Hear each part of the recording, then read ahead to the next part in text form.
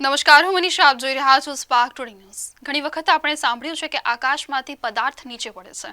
આજે મલબા, જેને આપણે ડેબ્રિસ કહીએ છીએ, તે અત્યારે ઘણી વખત એવું જોવા મળ્યું છે. ઘણા એના વિડીયોઝ પણ સામે આવ્યા છે. ફરી એકવાર આકાશમાંથી ડેબ્રિસ પડશે તેવું અત્યારે લાગી રહ્યું છે. અને તેને લઈને શું નુકસાન છે તેનાથી આપણને બચવું ખૂબ જ જરૂરી બની ગયું છે. આ સંદર્ભે અત્યારે ખગોળશાસ્ત્રી દિવ્યદર્શન પુરોહિત દ્વારા વધુ માહિતી આપવામાં આવી છે. नमस्कार मित्रों, मैं दिव्यदर्शन पुरोहित गुरुदेव वेधशाला से बोल रहा हूँ।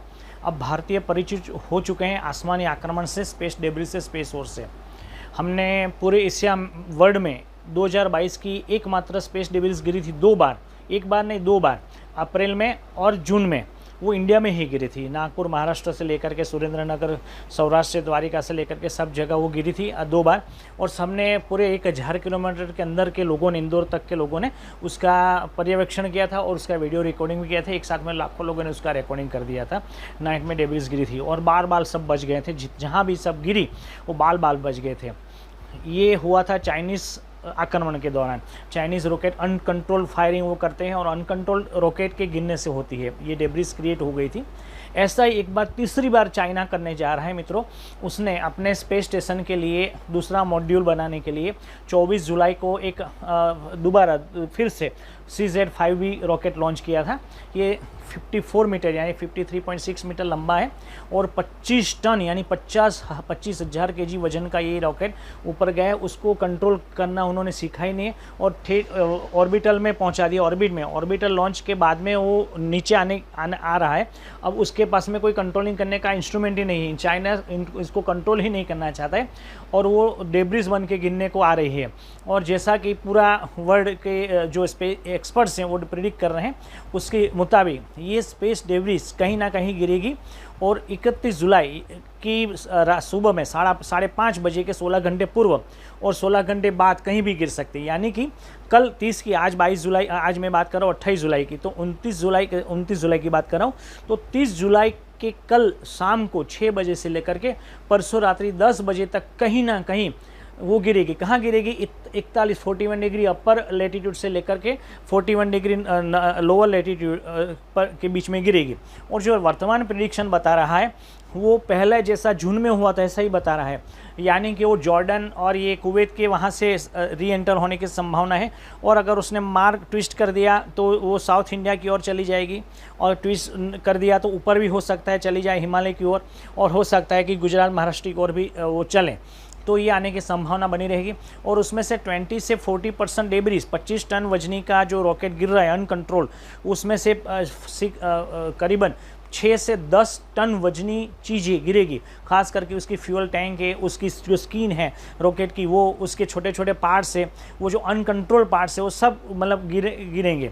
और उसमें हो सकता है कहीं रेडियो एक्टिव पदार्थ भी हो, कोई फ्यूल हो। तो हम गुरुदेव वेधशाला से आप सबको ये इंगित करना चाहेंगे मीडिया के माध्यम से, और जो लोग सुनते हैं सोशल मीडिया से, प्रेस के माध्यम से, टीवी के माध्यम से, वो खास ध्यान में लें कि स्पेस डेब्रिस को रिकॉर्ड करें। अगर आवाज़ आता है तो बाहर जाके देखें कहाँ गिर रही है तो उससे दूर होने का प्रयास करें। और ये एकदम आवाज़ से गिर सकती है। और उसका अगर नाइट में आप देखते हैं तो उसका लंबा सा पाथ भी आपको दिखाई देगा, एकदम रोशनी वाला। और दिन में गिरेगी तो एक धमाका वाला आवाज़ आएगा जब स्पेस बूम होगी और फिर वो गिरेगी। और ऊपर से ये मतलब 6 से 10 टन वजन का काटमाल 150-200 किलोमीटर ऊपर से 200 किलोमीटर पर सेकंड की गति से गिरेगा तो क्या हो सकता है आप समझते हैं मित्रों। ये चाइना अनकंट्रोल मिशन क्यों कर रहा है? थर्ड है ऐसा। 20 में किया था, 21 में किया था और अभी 22 में भी इसने किया है।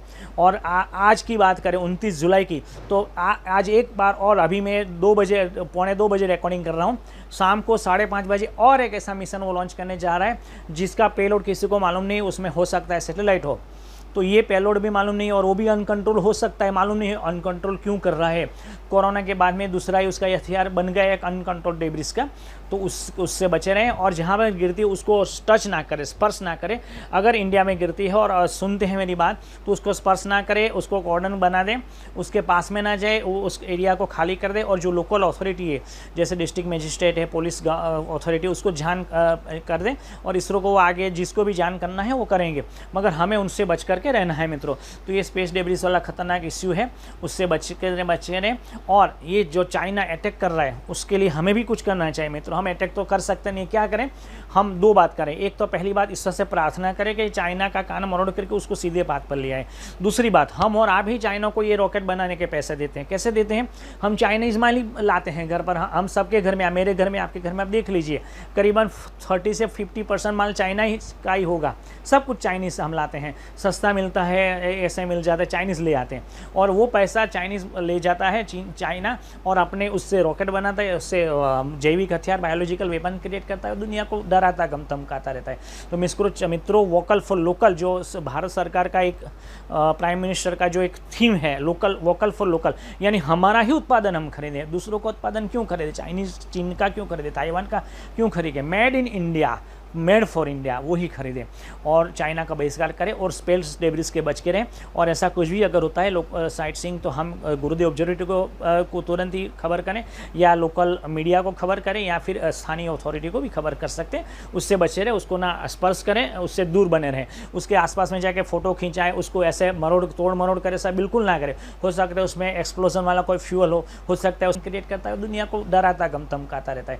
तो मित्रों वोकल फॉर लोकल जो भारत सरकार का एक प्राइम मिनिस्टर का जो एक थीम है, वोकल फॉर लोकल, यानी हमारा ही उत्पादन हम खरीदें, दूसरों का उत्पादन क्यों खरीदें, चाइनीज़ चीन का क्यों खरीदें, ताइवान का क्यों खरीदें, made in India, made for India वो ही खरीदें और चाइना का बहिष्कार करें और स्पेस डेब्रिस के बच के रहें।